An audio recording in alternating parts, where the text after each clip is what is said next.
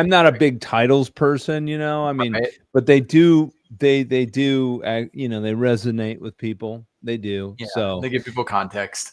yeah, so So they're valuable. They're valuable. yeah, father, matters to some people on my side. Yeah, Other people actually, it doesn't. that's not a bad one. I am probably that's the thing I'm the most proudest of is my son and kind of raising him, which I love. So That's awesome, man. How old's your son? David is now, I'm turning up some light over here a little bit. David is now 11 years old and just an amazing kid and into basketball. I coached his basketball team this year. We went all the way to the championship game. Unfortunately, we were beat in the championship game. It was a tough team, but the road there was like straight out of the Final Fours. I mean, we won. Ooh. Yeah, no, it was so cool. We won a game with 6 seconds left. My son actually got fouled and sunk both his free throws, and we tied the game. So, all right, yeah, we got a ball there. We're ready. We just shifted the whole theme of this podcast to basketball. I love basketball. I grew up killing it in basketball. I love basketball, and now I've gotten a little older. My joints can't handle it, so it's fun to see my son do it. You know what I mean? But I love it. Yeah. Yep, that's my go-to sport. I mean, I played every sport, but yes, this is. Oh, it's the best sport. I got it's LeBron here, sport. Yeah. Oh, do you really? Oh man, yeah, that's breaking the record. Yeah, I got in my son's room. I got Michael Jordan. I got 3 of his pretty respectable cards that when I was a kid I collected them, and I held on to them, and I dug them up years later. Mm-hmm. And I was basically turning over my basketball cards to my son because he had started to got into it. And I'm like, okay, I'm gonna give you mine. And I actually brought him to my parents' house. When did you do that? I just gave mine to my son.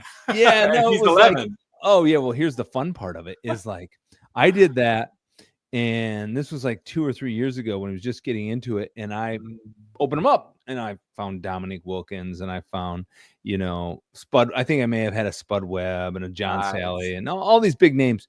But I found 3 Jordan cards. And the process, we were like going online. It's so easy nowadays. You can go on your phone or whatever and go, what's the value? What's the value? And I brought up one of the Jordan cards, and the value came up as like $225.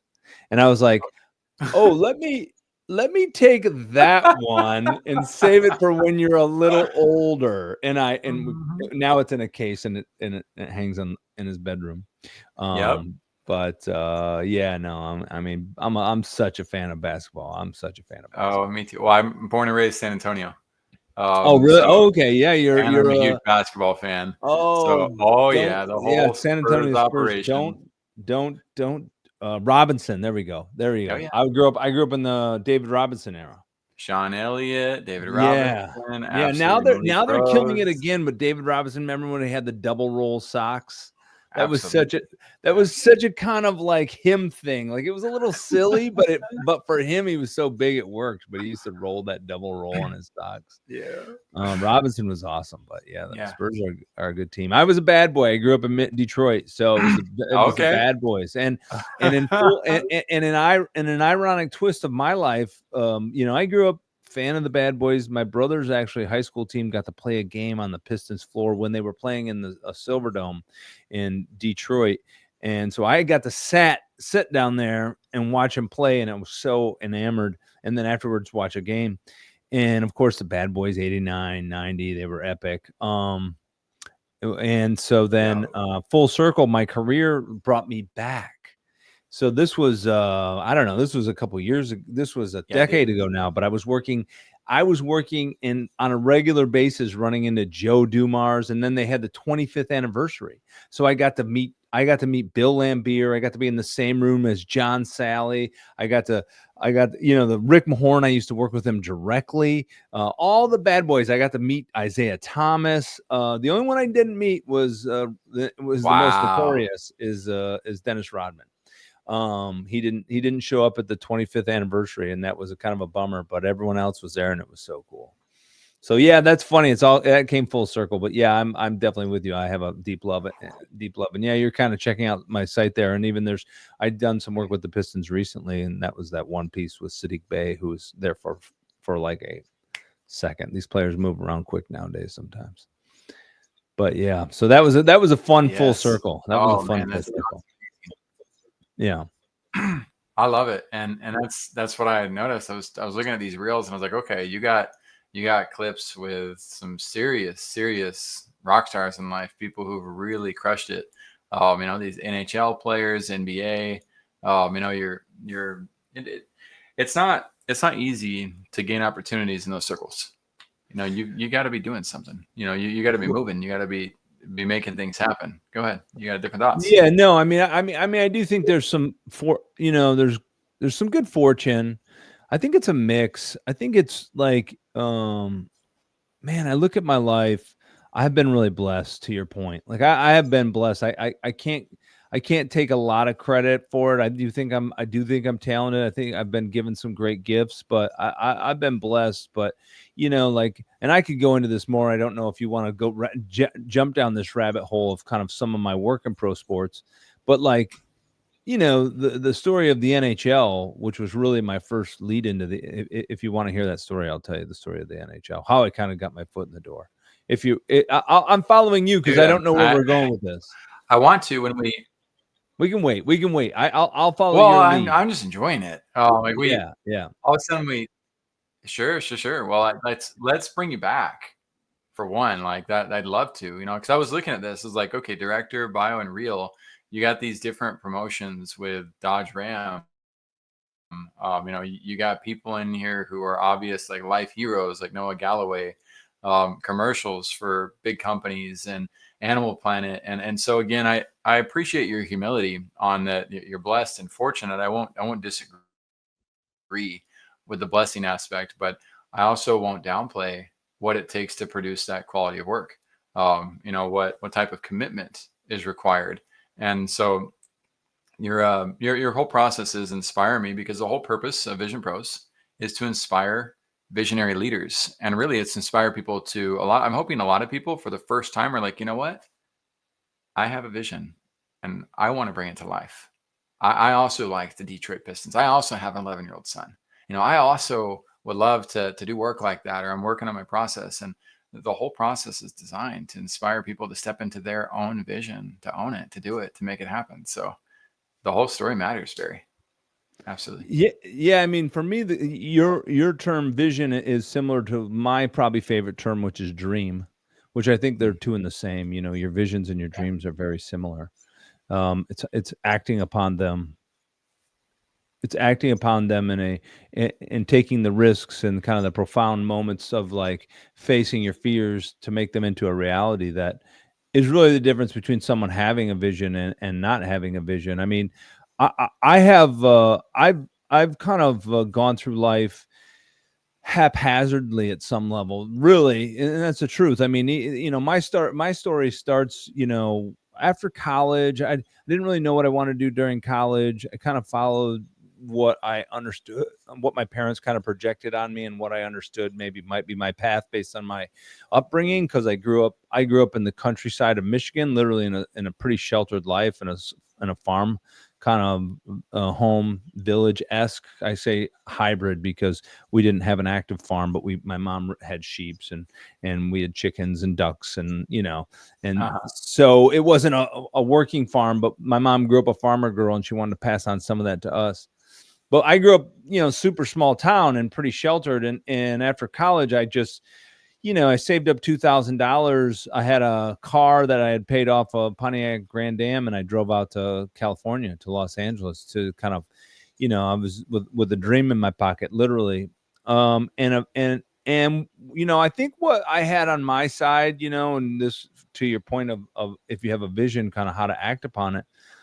What I had on my side was a certain sense that if I had the idea, and I had this at a young age, and I actually think it's profound, and I'm fortunate. Some things I was not fortunate to have. I'm not the greatest in academia or a greatest student, but the things that the trade off for that was like I had a certain amount of wisdom and awareness on how the universe works, and a Mm. continual observation. I genuinely believe that God will fulfill the desires of your heart. That's just like something deep within me, and I genuinely believe that. You can call God, universe, you can call it what you want out there. But you are given dreams and visions for a reason, because by fulfilling them, you have the capability to make the world a better place. I genuinely believe that, because when you're doing what you love, you're giving back something that only you can give, and you're giving it back with love and with passion. And when you're doing that, you're everyone's winning, right? But you have to, but for me, like the trade-off in that was like, as I kind of went through this life, I didn't have a degree, I didn't go and study this stuff, I didn't have a clue what I was doing. I just moved out to California, and I just kind of had a belief that it would work out. And one contact that I'd had from college introduced me, and I worked my tail off. And and on that set, someone like ended up taking a liking to me, and that rolled into bigger opportunities. And by the climax of my time in Hollywood, I was working on sets with, and they were, at the time, they were huge names, and early 2000s, which was Will Smith and Jennifer Lopez, who are still big names, but like not what they were in that time, and the list kind of goes on. But and so that's kind of where the journey started. But it started with me going, I'm gonna call Liz, who's a friend. She introduced me to someone. I just busted my tail. I remember I worked in the Ghostbusters, where they filmed Ghostbusters. I worked in the firehouse. The very Nice. first job very first job I ever did. I got paid $80 cash, and I worked a 12-hour, 14-hour day. And I filmed and we filmed in the firehouse for some commercial that we were doing. I forget what it was, where they filmed Ghostbusters, and they still had the fire pole that was running down through the middle of the station. And it was a 20-foot fire pole, and it was so cool. And it was just kind of cool. And I knew that they had filmed there, and it just had this mystique about it. And that rolled into me working on a Busta Rhymes commercial. And so I don't know if you know Busta Rhymes. Rhymes, he's still kind of big. He's not as big, but he was big, and he could speak really fast. He had like and I just remember I was working, and I had no clue I was a PA, which means production assistant for people who are out there. And PA is basically do whatever. And I had no clue that I needed to even report into the production trailer. That's how little I knew about production. I just knew I needed to show up. And I didn't know I needed to check into the production trailer. I just started walking around set asking people if they needed help. So people who know film industry know that big film industry at this level, they function just like any corporation. There's the electrics, there's the grips, there's the the director, there's the camera crew, there's the food and craft services, there's talent, location manager, and the list goes on. And they're very separate entities, and they're all paid separate. And so for some random PA from Michigan to be running around, hey, you need help, you need help, you need help, and everyone loved me for it. I didn't even know what I was doing. They loved me for it. And the next, and literally on the first set, like I was just like, people were like, I remember the guy rolling a dolly off of a camera truck, and he's like, and I was like, I just came here. I've been in Hollywood for 2 days, and I'm working on a Busta Rhymes set. And he's like, dude, you are the true Hollywood story. That used to be a series back in the day. And so it just went from there. I mean, so that's kind of how my career started, but it was like a mix of just childish naivete, a willingness to do anything. And I grew up in the Midwest. I was farming on my uncle's farm when I was 12 years old, baling hay. So I wasn't afraid of a day's work. You know what I mean? A 12-hour day sweating and busting tail and running around meant nothing to me. So I'm like, all right, let's do it. I like to work. And I think that really gave birth to, going back to the original piece that we kind of launched this rant on, which was, vision pros and fulfilling visions and carrying out visions. Like that's the, I think maybe the term I might want to use is the kinesthetics, or like the action base, the kinetic piece of kind of like what it takes to turn that vision into a reality. It was for me, and it's been a very successful path for me at some level.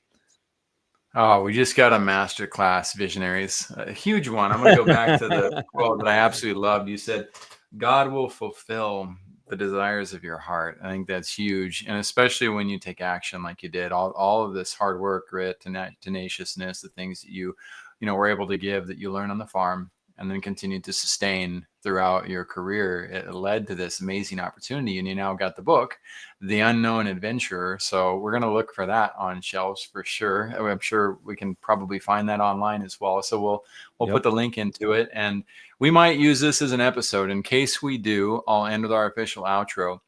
And vision pros, if you guys have a vision, you don't have to have worked with Will Smith. and Jennifer Lopez. You don't have to have worked with the NHL. You might be at the very beginning stages of believing and dreaming.